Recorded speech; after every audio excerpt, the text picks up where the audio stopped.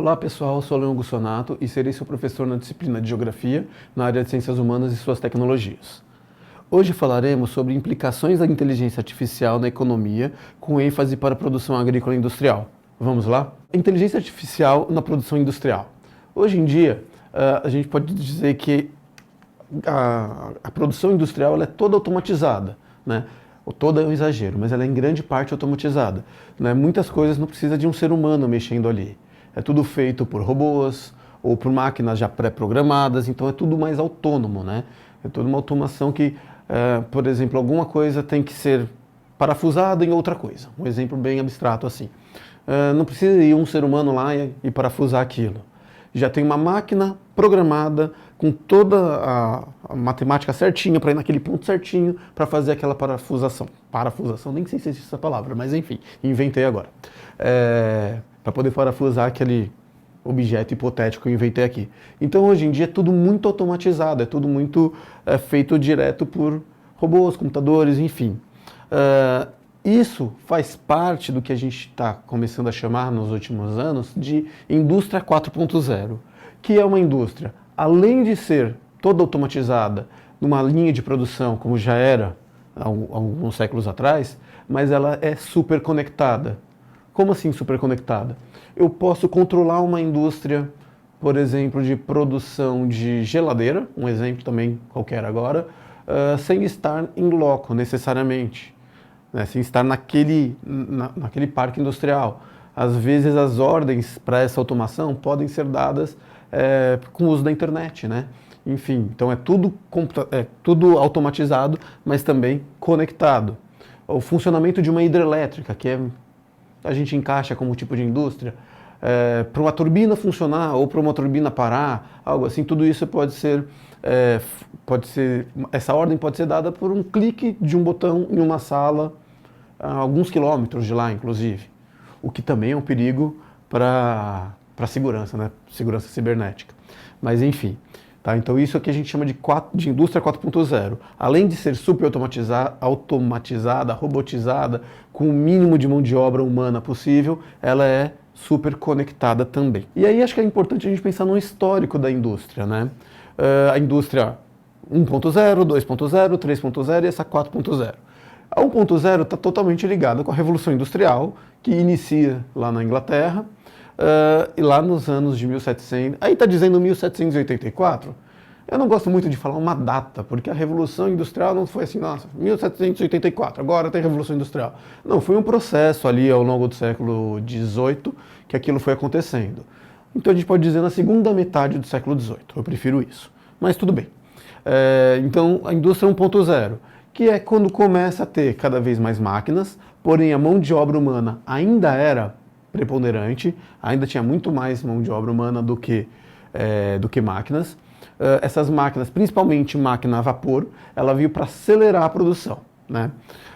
Depois, a indústria 2.0, já no século XIX, ela vai vir com o advento do Fordismo, que é principalmente a linha de montagem. Além dessas máquinas, a esteira rolante, enfim, uma linha de montagem, cada parte do produto passa por uma parte específica da fábrica, onde algum funcionário especializado naquela etapa da produção vai desenvolver o trabalho.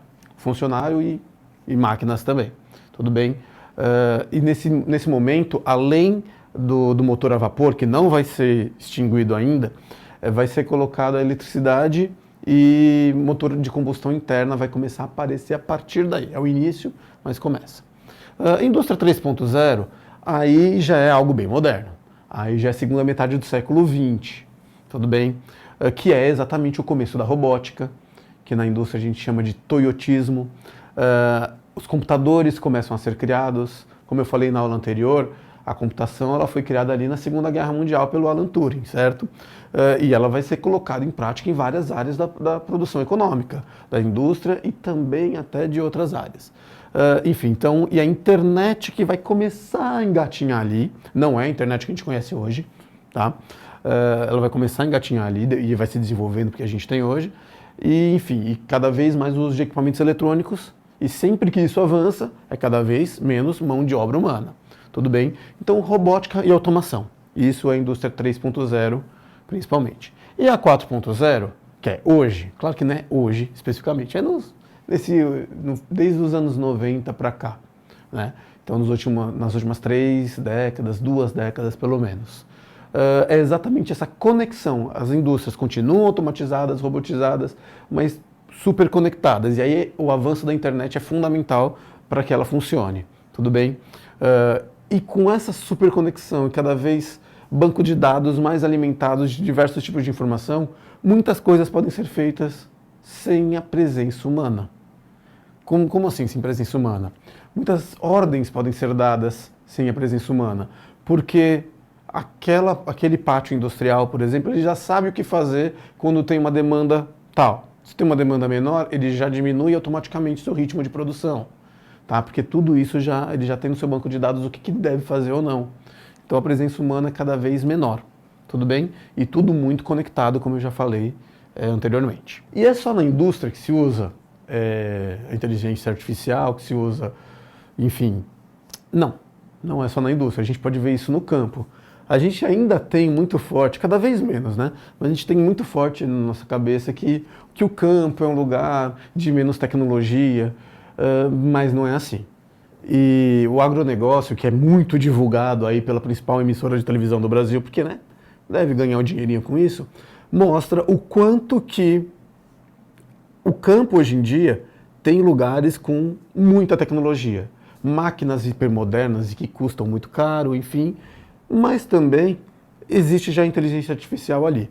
Essa imagem, por exemplo, vai pensar o uso do GPS no campo. Como assim? O GPS é para poder me localizar, me locomover, saber a direção e tal.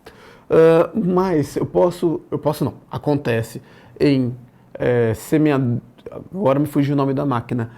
É uma máquina, tipo um tratorzão, como está mostrando aí, e que ele vai colocando a semente no solo. Se é uma fazenda muito grande, como existe no interior de São Paulo, Mato Grosso do Sul, norte do Paraná e outros lugares do Brasil e do mundo também, aonde que eu vou plantar? Antigamente era sai jogando a semente ali, tinha um desenho mínimo para saber onde que era, mas não tinha tanta precisão. Hoje o GPS com o banco de dados deles, ele pode saber, aquele lugar tem um solo mais fértil, então pode jogar uma semente só. Aonde tem um solo um pouco mais arenoso, menos fértil, é melhor jogar 2 ou 3 sementes para poder garantir. Tudo isso é calculado por GPS para saber exatamente o ponto, que tipo de solo que tem ali, qual é a fertilidade.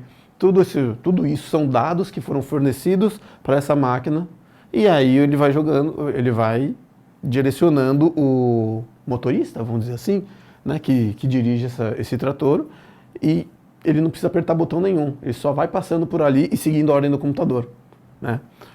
Então aí não é 100% autônomo, mas tem muita autonomia, né? E dá mais precisão também para a produção. Tá? Então é muita tecnologia que existe no campo hoje em dia também. E aí a gente tem que parar para pensar uma coisa sobre inteligência artificial. A inteligência artificial, será que ela supera a mente humana? Eu arrisco dizer que não, pelo menos não ainda, né? Tem muitas pessoas que acham que logo, logo isso pode acontecer. Mas com certeza ainda não, tá? Por quê? Quem que alimenta esses dados para a inteligência artificial funcionar?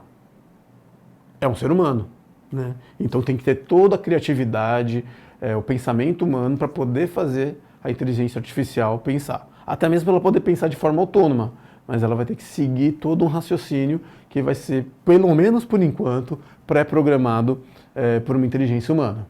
Depois ela fica autônoma e consegue fazer aquilo sozinho. Então, quem alimenta esses dados? São os humanos, é a mente humana, tudo bem? E eu acho que aqui é uma questão ética, mas que é importante a gente parar para pensar.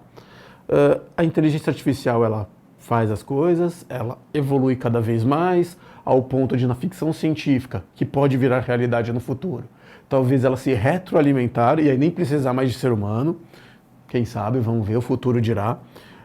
Mas a gente tem que parar para pensar, a inteligência artificial, ela tem sentimentos? Não. Ela pode ser programada para ter sentimentos, mas ela não consegue ter sentimentos genuínos, tudo bem? Porque o que eu estou sentindo agora, daqui 5 minutos pode mudar totalmente. Por uma lembrança que eu tive, por ter chutado alguma coisa na parede e ter doído meu pé, qualquer coisa bobinha assim, que é muito mais rápido. O nosso cérebro ele tem uma uma capacidade incrível de mudar, de se atualizar muito rápido. A inteligência artificial, não. E ela não consegue ter sentimentos genuínos. Sentimento é uma coisa essencialmente animal e nós somos animais. Tá? E outra coisa, a gente consegue processar os dados, a inteligência artificial também, só que a inteligência artificial não pensa sobre aquilo que ela está fazendo. Ela simplesmente faz. Né? Cada vez de maneira mais precisa, mas ela simplesmente faz. Agora, o que diferencia o ser humano de qualquer máquina, inclusive de qualquer animal, é a capacidade da gente pensar sobre as coisas. Tá? Você já deve ter ouvido falar que o ser humano é um animal racional. É verdade. Que nós temos sentimentos. Tá bom, um cachorrinho também tem sentimentos. Um cachorrinho também pensa alguma coisa que ele vai fazer. Claro que com toda a limitação que ele tem. Mas pensa. Agora, pensa para fazer de maneira prática. Agora, filosofar sobre as coisas, isso é uma coisa essencialmente humana. Isso é algo que nenhuma máquina consegue fazer e mesmo nenhum outro animal consegue fazer. O animal ele pode sentir dor, ele pode ter ciúmes. Minha cachorrinha morre de ciúmes de mim, por exemplo. Várias coisas assim. Mas pensar sobre os ciúmes dela, não vai pensar. Ela simplesmente vai ter os ciúmes. Né? Então é algo que existe pensamento, mas não existe filosofia. Não existe pensar sobre o pensamento, se é que eu consigo explicar direitinho aqui. Tudo bem? Então, aí é um pouquinho de opinião, claro que só o futuro vai dizer e pode me desmentir, mas eu acho que nunca a gente vai ter alguma máquina capaz de filosofar. Ela pode ter, pesquisar dados, informações e fazer um texto acadêmico sobre a história de qualquer lugar, enfim, mas pensar sobre o que ela fez, ela nunca vai conseguir. Isso é uma coisa essencialmente humana. Pelo menos por enquanto eu continuo acreditando nisso. Todo esse desenvolvimento tecnológico que vem acompanhado da inteligência artificial é muito legal, mas também tem um probleminha ali, né? Tem uma questão, que vários empregos que existiam vão deixando de existir. Porque algo que era feito por um ser humano, agora é feito por uma máquina. E essa máquina ela atua cada vez de maneira mais autônoma, então ela precisa cada vez menos de um ser humano para mexer nela. Um exemplo bobinho, bobinho nem tanto, mas eu gosto de falar, pessoas que trabalhavam em caixa bancário antigamente. Aí se inventou o caixa eletrônico, e hoje em dia a gente faz quase tudo pelo celular. Então, obviamente, se tinha um banco que tinha 30 caixas, hoje em dia ele vai ter 2 ou 3. Não precisa mais de 30, né? Porque a demanda no banco é menor e os que vão conseguem fazer coisa no caixa eletrônico. Enfim, tudo isso vai fazendo com que empregos sejam perdidos. Tudo bem? O nome desse tipo de desemprego se chama desemprego estrutural. Aquele emprego que é perdido para a tecnologia. Esse emprego possivelmente nunca volta. Tá? Então, se antigamente uma fábrica de automóveis de São Bernardo do Campo tinha 20 mil funcionários, estou chutando números, mas devia ser por aí mesmo, eram muito grandes. Hoje em dia deve ter 7 mil funcionários, ainda é bastante. Mas o que aconteceu com aqueles 13? Esses empregos não voltam, tá? Porque agora são robôs que estão fazendo, computadores que estão fazendo, computadores que estão ordenando o robô a fazer, enfim. Então tudo isso não volta, está na estrutura do nosso funcionamento econômico. Então está na estrutura, não volta. Tudo bem? E aí o que a gente faz? Bom, já que perdeu, outros tipos de emprego têm que ser criados. Que tipo de emprego vai ter que ser criado? Para isso vai ter que ter muito investimento em educação e tecnologia. Tá? Por isso que um país hoje em dia que não investe em ciência, educação e tecnologia é um país condenado à estagnação. Tá? E há tipos de empregos mais precários, tudo bem? Ou tipos de empregos que pouco contribuem para a inovação daquele país. Isso é dito muito uma palavra, que é a economia de bolo de pote. Né? Não tem nenhum problema você fazer bolo de pote, sair vendendo e virar um grande confeiteiro, ter uma loja e tudo mais. Só que um país que tiver apenas pessoas vendendo bolo de pote, acho que é um país condenado à estagnação econômica. E infelizmente o Brasil vive muito hoje em dia por falta de investimento em ciência e tecnologia. Aí quase todos os empregos vão para o setor comercial, mais simples. Claro que a pessoa que está fazendo isso está super correta, ela tem que ganhar a vida. Mas, do ponto de vista estrutural para a economia daquele país, E para a economia do mundo como um todo, não é algo muito legal. Então, o mundo inteiro deve investir em ciência e tecnologia para que tenha outras formas de emprego, como programadores, desenvolvedores de software, entre outras coisas, tá? Então, empregos são perdidos, mas empregos também podem ser criados com essas novas tecnologias. Então, se vários funcionários perderam seus empregos numa fábrica, por que alguns desses agora não podem trabalhar, sei lá, desenvolvendo software para uma empresa do setor de TI? Por que não? Né? Então, as coisas têm que ser redirecionadas, mas para isso precisa de investimento em ciência, educação e tecnologia. Então, isso seria esses desafios e essas possibilidades que eu queria falar para vocês. Quando eu falei de desemprego estrutural, ele está na estrutura do sistema, principalmente por causa da tecnologia, esse emprego não volta, mas se existe o desemprego estrutural, existe o desemprego conjuntural, tá? O conjuntural vem da palavra conjuntura. O desemprego conjuntural é aquela pessoa que trabalhava numa fábrica, num comércio, no escritório, mas por um momento de crise daquela empresa ou do país como um todo, diminuiu a demanda, enfim, ela perdeu o emprego dela. Mas se a economia voltar a fortalecer, esse emprego volta e alguém vai preencher essa vaga. Tá? Importante fazer essa distinção do desemprego estrutural e do conjuntural. Tá? O conjuntural, além da tecnologia, tem também uma questão importante, que é a questão do sistema capitalista. Ele precisa de pessoas desempregadas, está na estrutura do sistema capitalista. Tudo bem? Então, tanto é que é considerado em um país capitalista, que hoje em dia é praticamente o mundo inteiro, que quando só 5% ou menos da população está desempregada, é considerada pleno emprego. Não faz muito sentido, se é 5% não é pleno emprego.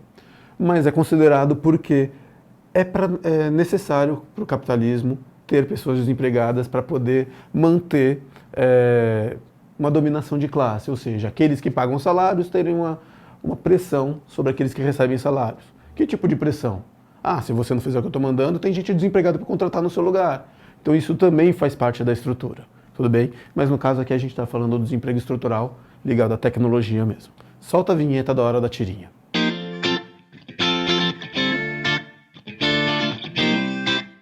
Essa tirinha, gente, eu acho ela bem bacana, porque ela mostra pra gente um braço robótico ali, né, um robô, servindo sopão para um monte de gente desempregada, né? Que é exatamente uma ironia, né, uma sátira com aquilo que eu falei para vocês.